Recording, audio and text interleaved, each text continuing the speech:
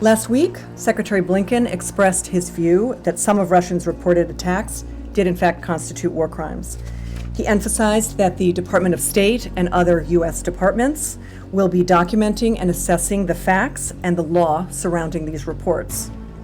The assessment has now concluded with a careful review of currently available information, both public and from intelligence sources. This review underpins the assessment that the Secretary announced today, that Russian forces are indeed committing war crimes in Ukraine.